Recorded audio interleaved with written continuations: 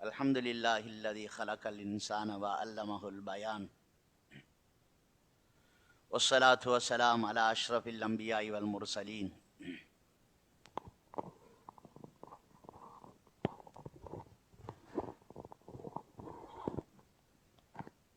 வ அலா ஆலிஹி வ அஸ்ஹாபிஹி வ மன் தபிஅஹும் பி இஹ்சானி இலா யௌமித்தீன்.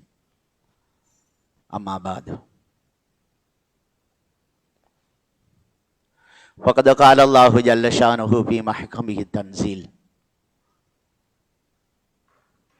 أعوذ بالله من الشيطان الرجيم بسم الله الرحمن الرحيم قل إن كنتم تحبون الله فاتبعوني يحببكم الله ويغفر لكم ذنوبكم والله غفور رحيم.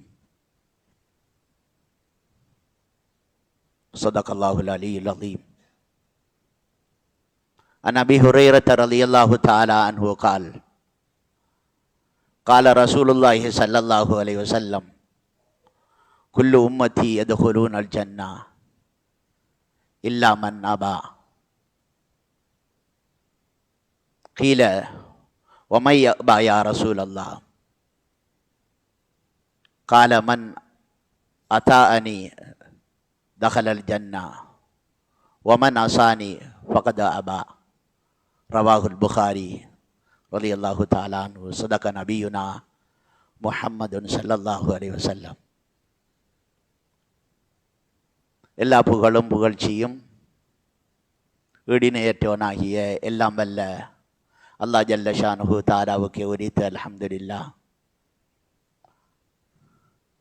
அல்லாஹ்வுடைய தூதர் நபிகள் நாதர் ஸல்லல்லாஹு அலைஹி வஸல்லம் அவர்கள் மீதிலும் அன்னாருடைய உயர்ந்த முன்மாதிரிகளை அணுவணுவாக பின்பற்றி வாழ்ந்த உத்தம சஹாபாக்கள், அவர்களை பின்தியர்ந்து வாழ்ந்த தாபியின்கள், தபவு தாபியின்கள், நல்லோர்கள் நம் எல்லோர் மீதிலும் அல்லாஹ்வுடைய அருளும் அவனுடைய கிருபையும் அவனிடத்திலிருந்து கிடைக்கக்கூடிய மக்ஃபிரத்தும் நரக விடுதலையும் என்றென்றும் உரித்தாகட்டும் என வேண்டியவனாக இன்று நாம் புனிதமான ரபியுல் அவ்வல் மாதத்தின் புரை 3வது தினத்திலே இருக்கிறோம். புரை 2வது தினத்திலே இருக்கிறோம்.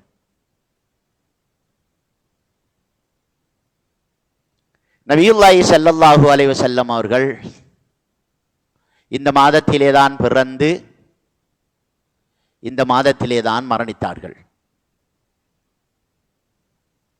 இந்த உலகத்திலே வாழ்ந்து மடிந்த வாழ இருக்கின்ற ஒவ்வொரு மனிதனும் அல்லாஹ்வுடைய தூதர் நபிகள் நாதர் ஸல்லல்லாஹு அலைஹி வஸல்லம் அவர்களை நேசம் கொள்வது அவசியமாகும். நபி ஸல்லல்லாஹு அலைஹி வஸல்லம் அவர்கள் மீது முஹப்பத் வைப்பது என் மீது, உங்கள் மீது, இந்த உலகத்திலே பிறந்த ஒவ்வொரு மனிதனின் மீதும் நபி ஸல்லல்லாஹு அலைஹி வஸல்லம் அவர்கள் மீது நேசம் கொள்வது அத்தியாவசியமாகும். அல் குர்ஆனிலே அல்லாஹ் ஜல்ல ஷானஹு தஆலா நபி ஸல்லல்லாஹு அலைஹி வஸல்லம் அவர்கள் மீது நேசம் கொள்ளுமாறு கட்டளையிடுகிறான். குல் நபியே அவர்களிடத்திலே நீங்கள் கூறுங்கள், இன் குந்தும் துஹிப்பூனல்லாஹ ஃபத்தபிஊனி யுஹ்பிபுக்குமுல்லாஹ் வ யக்ஃபிர் லக்கும் ஸுனூபக்கும் வல்லாஹு கஃபூருர் ரஹீம். நீங்கள் அல்லாஹுவை நேசம் கொள்ளக்கூடியவர்களாக இருந்தால் ஃபத்தபிஊனி என்னை பின்பற்றுங்கள், யுஹ்பிபுக்குமுல்லாஹ் அல்லாஹ்வுடைய நேசம் உங்களுக்கு உண்டாகும். வ யக்ஃபிர் லக்கும் ஸுனூபக்கும் உங்களுடைய பாவங்களை அல்லாஹ் மன்னிப்பான். வல்லாஹு கஃபூருர் ரஹீம் அல்லாஹு தஆலா பாவங்களை மன்னித்து அருள் புரியக்கூடியவனாக இருக்கிறான். அன்புக்குரிய சகோதரர்களே, இந்த அல் குர்ஆனுடைய வசனத்திலே அல்லாஹ் ஜல்ல ஷானஹு தஆலா பல விடயங்களை சொல்கிறான். நபி ஸல்லல்லாஹு அலைஹி வஸல்லம் அவர்கள் மீது நேசம் கொள்வது ஒரு இபாதத், ஒரு வணக்கம் என்று சொல்கிறான். அல்லாஹ்வுடைய நேசம் உண்டாகுவதற்கு நபி ஸல்லல்லாஹு அலைஹி வஸல்லம் அவர்களை ஒவ்வொரு மனிதனும் இந்த உலகத்திலே பின்பற்றியே ஆக வேண்டும். நபி ஸல்லல்லாஹு அலைஹி வஸல்லம் அவர்களை பின்பற்றுகின்ற பொழுதுதான் அல்லாஹு தஆலா அந்த மனிதனுடைய பாவங்களை மன்னிக்கிறான். எனவே அல்லாஹ்வுடைய நேசம் உரித்தாகி அல்லாஹ்வினால் அவனுடைய பாவங்கள் மன்னிக்கப்படுவதற்கு நபி ஸல்லல்லாஹு அலைஹி வஸல்லம் அவர்களை பின்பற்ற வேண்டிய அவசியம் ஒவ்வொரு மனிதனுக்கும் இருக்கிறது. இந்த உலகத்திலே வாழ்கின்ற எந்த ஒரு மனிதனும் அல்லாஹ்வுடைய தூதர் நபி ஸல்லல்லாஹு அலைஹி வஸல்லம் அவர்களை எந்த ஒரு சந்தர்ப்பத்திலும் பின்பற்றாமல் இருக்க முடியாது. ஒரு மனிதன் அவன் உண்மையான விசுவாசியாக தன்னை அடையாளப்படுத்திக் கொள்ள வேண்டும் என்று சொன்னால் அல்லாஹ்வுடைய தூதர் நபி ஸல்லல்லாஹு அலைஹி வஸல்லம் அவர்களை முழுமையாக நேசிக்க வேண்டும். நபி ஸல்லல்லாஹு அலைஹி வஸல்லம் அவர்களை முழுமையாக பின்பற்ற வேண்டும்.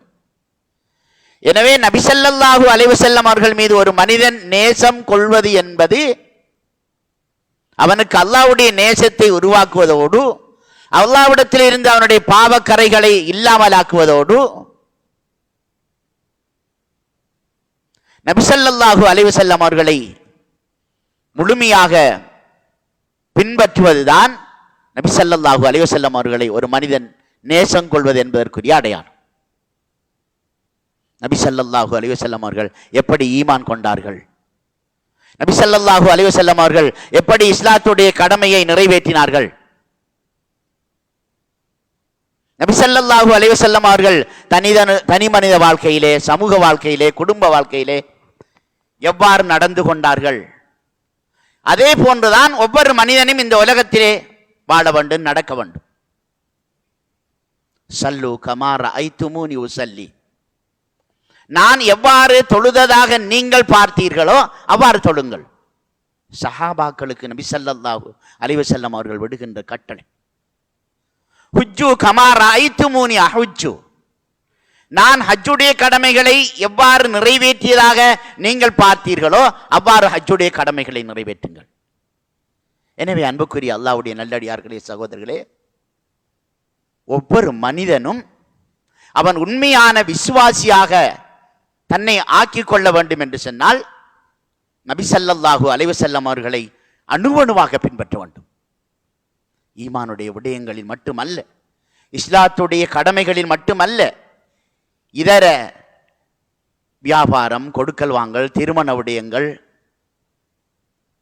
பாவங்களை தவிர்த்தல், தனி மனித வாழ்க்கை, சமூக வாழ்க்கை, குடும்ப வாழ்க்கை, இவை ஒவ்வொன்றிலும் நபி ஸல்லல்லாஹு அலைஹி வஸல்லம் அவர்களை அணுவணுவாக ஒவ்வொரு மனிதனும் பின்பற்றுகின்ற பொழுதுதான் அல்லாஹ்வுடைய நேசமும் அல்லாஹ்வுடைய தூதர் ஸல்லல்லாஹு அலைஹி வஸல்லம் அவர்களை முழுமையாக பின்பற்றியவன் என்ற அந்த அடையாளமும் அந்த மனிதனுக்கு ஏற்படும். நபியுல்லாஹி ஸல்லல்லாஹு அலைஹி வஸல்லம் அவர்கள் சொன்னார், உங்களில் எந்த ஒரு மனிதனும் தன்னுடைய ஆத்மாவை விட, தன்னை விடவும் இந்த உலகத்தில் உண்டான இதர ஜீவராசிகளை விடவும் என்னை நேசம் கொள்ளாதவரை அவர் உண்மையான விசுவாசியாக ஆக மாட்டார். எனவே ஒவ்வொரு மனிதனுக்கும் நேசத்துடைய ஆக உயர்ந்த எல்லை நபி ஸல்லல்லாஹு அலைஹி வஸல்லம் அவர்களை நேசம் கொள்வதாகத்தான் இருக்க வேண்டும். அதுதான் அவனிடத்தில் ஈமான் முழுமையாக இருக்கின்றது என்பதற்குரிய அடையாளம்.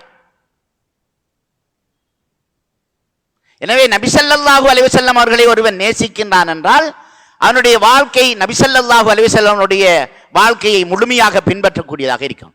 எனவே நபி மீது ஒரு மனிதன் நேசம் கொள்வது என்பது நபிகளார் ஸல்லல்லாஹு அலைஹி வஸல்லம் அவர்களை ஒவ்வொரு விடயத்திலும் முழுமையாக அணுவணுவாக பின்பற்றுவதுதான் என்ற விடயத்தை அல் குர்ஆனுடைய சுன்னாவுடைய இந்த ஆதாரங்களிலிருந்து நாம் தெளிவாக வழங்கிக் கொள்கிறோம்.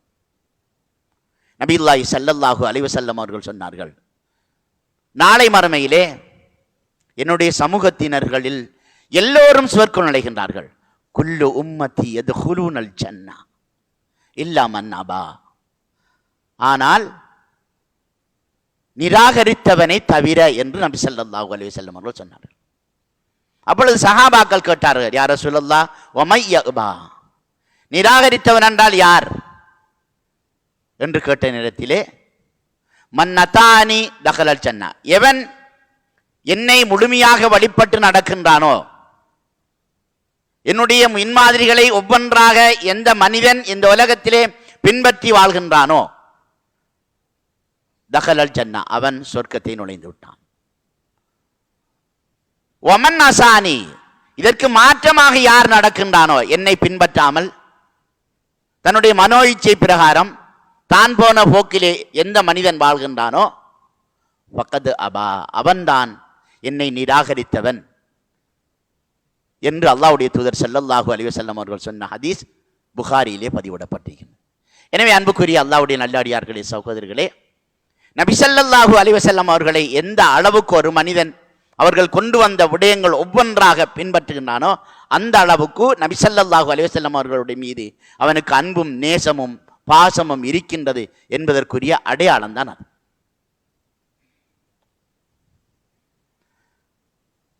ஒரு மனிதன் இந்த உலகத்திலே அந்த மனிதனுக்கு விருப்பமான எல்லாவற்றையும் விட அல்லாஹ்வுடைய தூதரை தான் நேசிக்க வேண்டும். அது எதுவாக இருந்தாலும் சரிதான். அல் குர்ஆனிலே அல்லாஹ் தெளிவாக சொல்றான், இன்கான ஆபாவுக்கும் வ அபுனாவுக்கும் வ இஹ்வானுக்கும் வ அஸ்வாஜுக்கும் வ அஷீரத்துக்கும் வ அம்பாலுன் இக்தரப்துமூஹா வ திஜாரத்துன் தக்ஷவுன கசாதஹா வ மசாகினு தர்லவுனஹா அஹப்ப இலைக்கும் மினல்லாஹி வ ரசூலிஹி வ ஜிஹாதின் ஃபீ சபீலில்லாஹ் வ தரப்பசு ஹத்தா யஅதி அல்லாஹு பிஅம்ரிஹி வல்லாஹு லா யஹ்தில் கௌமல் ஃபாசிகீன். ஒரு மனிதன் அவன் உண்மையான விசுவாசியாக இருந்தால், உலகத்திலே இருக்கக்கூடிய ஒரு மனிதனுக்கு எந்த விடயத்தில் அவனுக்கு அன்பு இருக்கின்றதோ அத்தனை விடயத்தையும் விட மேலாக அல்லாஹ்வுடைய தூதர் நபி ஸல்லல்லாஹு அலைஹி வஸல்லம் அவர்கள் தான் அன்பும் நேசமும் இருக்க வேண்டும். அப்பொழுதுதான் அவன் பரிபூரணமான இஸ்லாமியனாக அடையாளப்படுத்தப்படுவான். நபி அவர்களுக்கு சொல்லுங்கள், இன்கான ஆபாவுக்கும், உங்களுடைய பெற்றோர்களும், வ அபுனாவுக்கும், நீங்கள் பெற்றெடுத்த உங்களுடைய அன்புக்குரிய பிள்ளைகளும், வ இஹ்வானுக்கும், உங்களோடு கூட பிறந்த உங்களுடைய சகோதரர்களும், வ அஸ்வாஜுக்கும், உங்களுடைய கணவன்மார் அல்லது மனைவிமார்களும், வ அஷீரத்துக்கும், உங்களுடைய குடும்பங்களும், வ அம்பாலுன் இக்தரப்துமூஹா, நீங்கள் இந்த உலகத்திலே தனக்கு தனக்கு என்று சம்பாதித்த உங்களுடைய பொருளாதாரங்களும், வ திஜாரத்துன் தக்ஷவுன கசாதஹா, எந்த வியாபாரத்துடைய நஷ்டத்தை பயந்து பயந்து நீங்கள் வியாபாரம் செய்து அடுக்கி எண்ணி வைத்தீர்களோ அந்த வியாபாரமும், வ மசாகினு தர்லவுனஹா, நீங்கள் விரும்பி பார்த்து பார்த்து உங்களுடைய பொருளாதாரங்களை செலவழித்து கட்டிய உங்களுடைய மாட மாளிகைகள், கோட கோபுரங்கள், உங்களுடைய வீடுகள் அனைத்தும், அஹப்ப இலைக்கும் மினல்லாஹி வ ரசூலிஹி வ ஜிஹாதின் ஃபீ சபீலில்லாஹ் ஃபதரப்பசு ஹத்தா யஅதி அல்லாஹு பிஅம்ரிஹி, அல்லாஹ்வையும் அல்லாஹ்வுடைய தூதரையும் அல்லாஹ்வுடைய பாதையில் ஜிஹாத் செய்வதையும் அறப்போர் புதிவரையும் விட உங்களுக்கு மிக விருப்பத்துக்குரியதாக, அஹப்ப உகப்புக்குரியதாக இருந்தால் ஃபதரப்பசு ஹத்தா யஅதி அல்லாஹு பிஅம்ரிஹி, அல்லாஹு தஆலா வேதனையை சோதனையை உங்களுக்கு கொண்டு வருவதை நீங்கள் எதிர்பாருங்கள். எனவே எந்த மனிதனுடைய வாழ்க்கையில், எந்த சமூகத்துடைய வாழ்க்கையில் அல்லாஹ்வுடைய கலாம் தூக்கி எறியப்படுகின்றதோ, அல்லாஹ்வுடைய தூதருடைய முன்மாதிரி உதறி வீசப்படுகின்றதோ, எந்த கணத்திலும் அல்லாஹ்வுடைய மார்க்கத்தை பாதுகாப்பதற்காக ஜிஹாதிலே ஈடுபடுமாறு அழைப்பு விடுக்கப்படுகின்ற பொழுது அந்த அழைப்பு புறக்கணிக்கப்படுகின்றதோ அப்பொழுது அல்லாஹ்வுடைய வேதனையும் சோதனையும் வரும். வல்லாஹு லா யஹ்தில் கௌமல் ஃபாசிகீன்,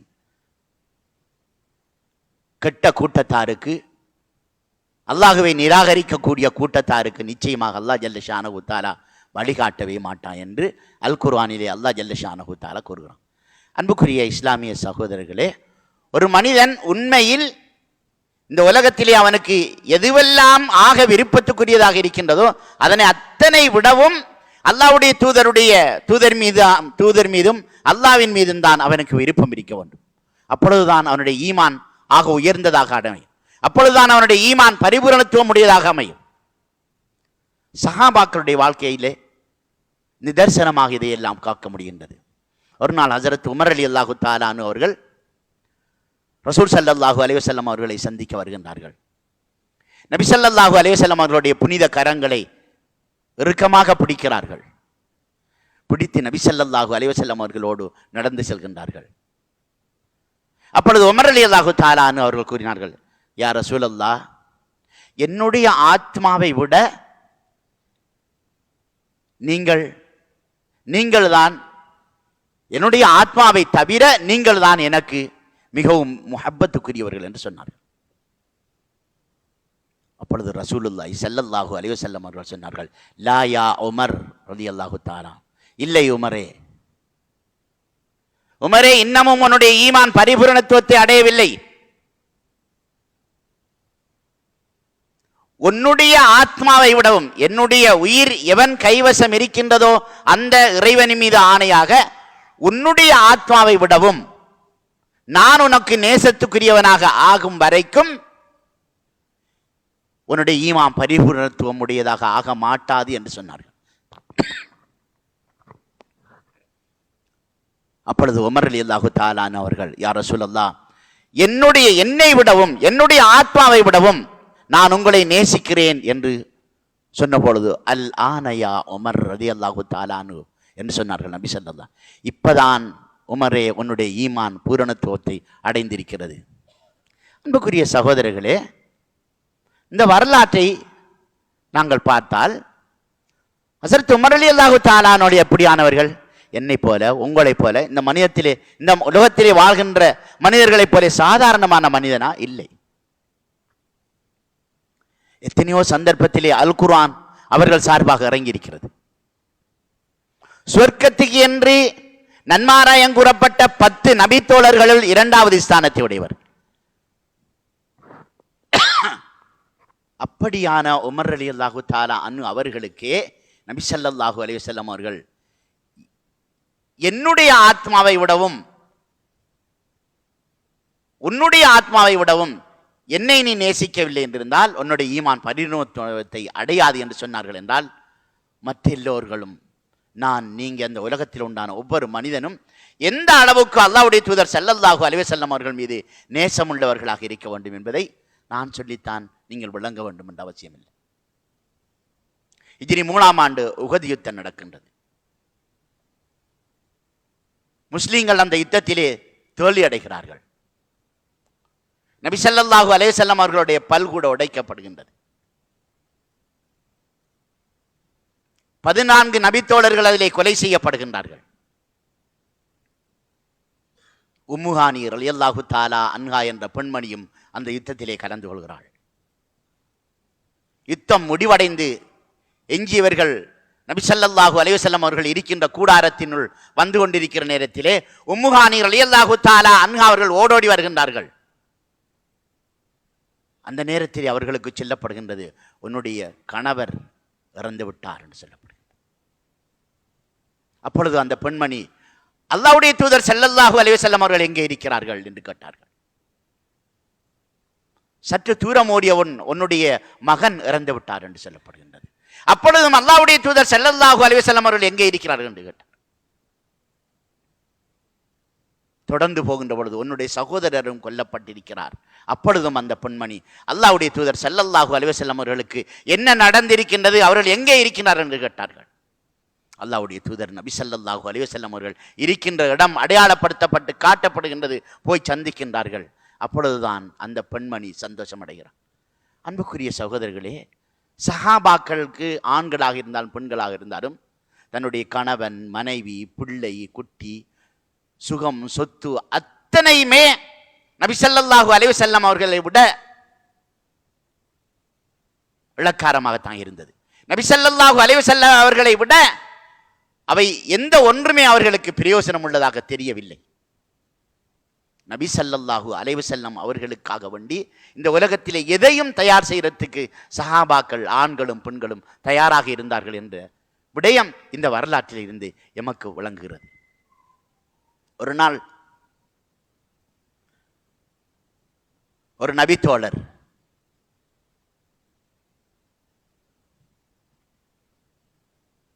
இஸ்லாத்துடைய ஆரம்ப காலத்திலே காபீர்கள் அவர்களை கொல்வதற்காக வேண்டி திட்டமிடுகின்றார்கள்.